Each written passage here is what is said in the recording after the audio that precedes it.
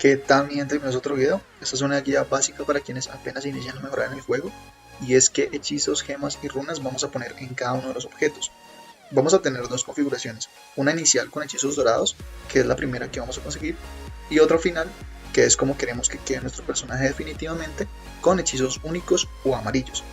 En la inicial vamos a buscar y usar en el yelmo valor de impacto crítico y gemas de armadura, con runas de daño en este objeto aumentados.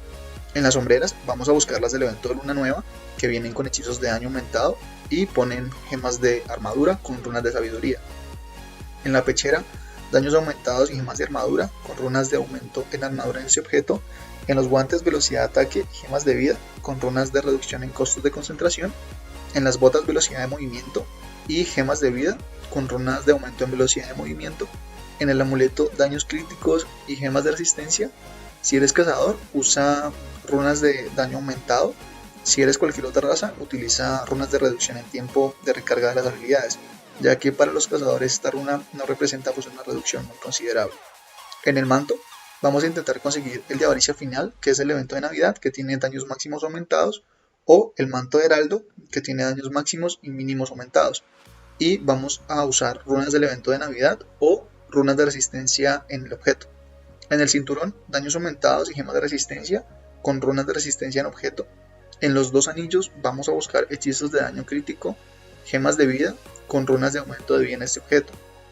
En el adorno, valor de impacto crítico en el objeto aumentado y gemas de impacto crítico con runas de velocidad de ataque.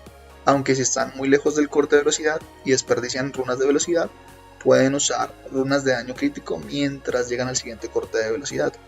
Para terminar, en el arma vamos a buscar hechizos de daño de este objeto aumentado con gemas de daño y runas de velocidad de ataque, aunque dependiendo nuevamente del corte de velocidad pueden cambiarlas por daño crítico.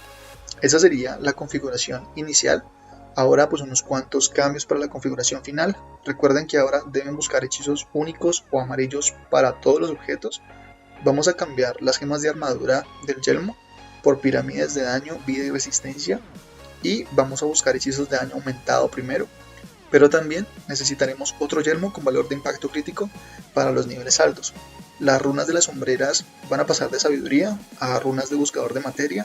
En los guantes, si eres cazador, va a quedar igual, pero para los magos, mecánicos y guerreros, lo mejor es cambiar los hechizos de velocidad de ataque por hechizos de daño en objeto, y las gemas de vida por pirámides de daño, vida y resistencia.